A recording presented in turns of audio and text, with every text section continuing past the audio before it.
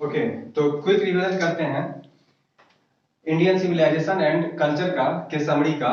तेजी में देखते हैं इसको कैसे किया जाए। तो इसमें हम उन चीजों को शामिल करने का प्रयास किए हैं जिसके माध्यम से आप ऑब्जेक्टिव क्वेश्चन को भी कर सकते हैं, वन लाइनर क्वेश्चन जिसमें फिल इन द ब्लैंक्स दे देता है और बुक से ही निकाल के दे देता है और कुछ आगे वाला लिखना रहता है। तो मैंने समरी को इस तरह से तैयार किया, यदि आप इसे याद कर लेंगे तो आप उस क्वेश्चन को भी बना पाएंगे।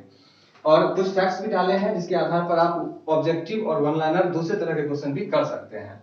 तो Indian civilisation and culture Mahatma Gandhi के द्वारा लिखा गया एक एस्से है। इस पे महात्मा गांधी ने इंडियन सिविलाइजेशन की तुलना वेस्टर्न सिविलाइजेशन से की है। उन्होंने भारत के सात्विक जीवन का वर्णन किया है और उनका केंद्र यही रहा है कि वो भारत की सभ्यता को यानी कि इंडियन सिविलाइजेशन एंड कल्चर को अच्छा बताने का प्रयास किया है in respect of western civilisation, पश्चिमी देशों की तुलना में। चलिए देखते हैं।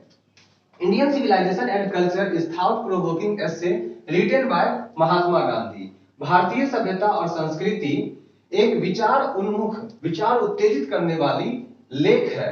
ये यहाँ पे हमको देखना है, एस्से है, ये एक एस्से है रिटन बाय महात्मा गांधी, जो महात्मा गांधी के द्वारा लिखा गया है। Bapu was more a spiritual leader than a politician. Bapu एक आध्यात्मिक नेता थे, न कि वो सिर्फ एक राजनीतिज्ञ थे, बल्कि वो आध्यात्मिक नेता थे।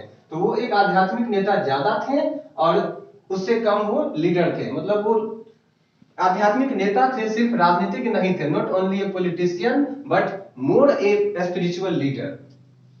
He had successfully used truth and non-violence as the chief weapon against the British rule in India. उन्होंने सफलतापूर्वक सत्य और अहिंसा को का प्रयोग किया, किसके रूप में? तो एज द चीफ वीपन, मुख्य हथियार के रूप में, as the chief weapon against the British rule in India, Bharat में अंग्रेजी साम्राज्य के विरुद्ध। He wrote the book My Experiment with Truth. उन्होंने सत्य के साथ मेरा प्रयोग अर्थात माई एक्सपेरिमेंट विथ ट्रूथ नामक किताब लिखी। दरअसल ये उनकी ऑटोबायोग्राफी है। यहाँ पे आप इसको ऑटोबायोग्राफी भी कर सकते हैं। He wrote the autobiography My Experiment with Truth. He was born on 2nd October 1869 in Porbandar. Gujarat के पोरबंदर में उनका जन्म हुआ था। एंड वाज मर्डर्ड, हम लोग जानते हैं कि नाथुराम गोडसे के द्वारा उनकी हत्या कर दी गई। तो वाज मर्डर्ड इन 30 जनवरी 1948। बिरला भवन में उनकी हत्या कर दी गई थी। बिरला भवन के बाहर वो प्रार्थना करने के लिए आ रहे थे, उसी समय उनकी हत्या कर दी गई थी। इन दिस एक्सट्रैक्ट, एक्सट्रैक्ट का अर्थ होता है सारांश, समरी। इस समरी में Gandhi ji talks about the sound foundation of Indian civilisation. Gandhi ji भारतीय सभ्यता के स्वच्छ आधार, शुद्ध आधार के बारे में बात कर रहे हैं। Bapu compares Indian civilisation to western civilisation. Bapu तुलना करते हैं भारतीय सभ्यता की पश्चिमी सभ्यता से एंड प्रेजेज और प्रशंसा करते हैं that Indian civilization is successfully withstood the passage of time। भारतीय सभ्यता समय बीतने के साथ साथ भी वो अपने जो रूप है, अपने रूप में वो बना हुआ है, वो सक्सेसफुली विथस्टूड है, वो होल्डिंग किए हुए, खुद को रोके हुए, खुद को बनाए हुए है। विथस्टूड मींस बनाए रखना, अडिग रहना। The Western civilization that has tendency to privilege materiality can't match the Indian civilization that elevates the moral being। The Western civilization, फिर से देखते हैं इसको। The Western civilization, पश्चिमी सभ्यता that has tendency to privilege materiality, जिसकी प्रवृत्ति कैसी है? तो privilege materiality यानी कि भौतिकवादिता को बढ़ावा देना। Can't match the Indian civilisation, यह भारतीय सभ्यता से मैच नहीं करती है। कैसे नहीं करती है? तो इंडियन सिविलाइजेशन दैट एलिवेट्स, भारतीय सभ्यता जो कि प्रचार करती है, एलिवेट्स करती है, मतलब उसकी प्रचार करने का प्रयास करती है, एलिवेट करती है द मोरल बीइंग, नैतिक चीजों को। When our great civilization is compared with either China, Europe, Japan and Rome, ये पॉइंट काफी इंपॉर्टेंट है, आप इसको ध्यान से याद रखेंगे।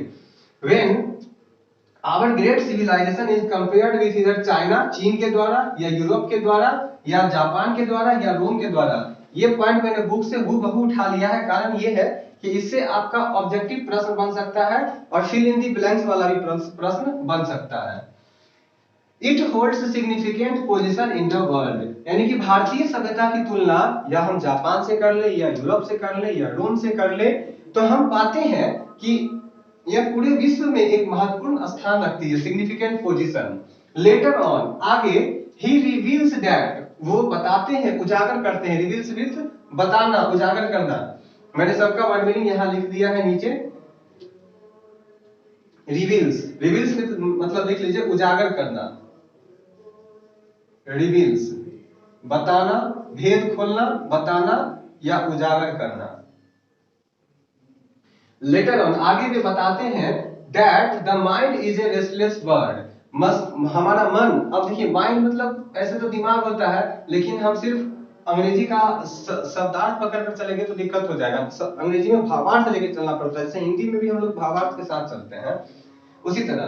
तो mind is a restless bird and the more it gets the more it wants and still remains unsatisfied. Gandhi ji कहना चाहते हैं इस पंक्ति के माध्यम से कि हमारा मन काफी चंचल है, रेस्टलेस बर्ड है, यह शांत बैठने वाला पक्षी नहीं है, यह चंचल पक्षी है।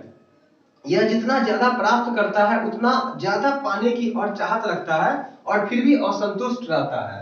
Gandhi ji was highly impressed with the motto simple living and high thinking. Gandhi ji इस विचार से काफी प्रभावित थे, किस विचार से? तो simple living and high thinking, अर्थात सादा जीवन और उच्च विचार, simple living and high thinking. There is no exaggeration to say that this essay leaves an indelible imprint upon our mind।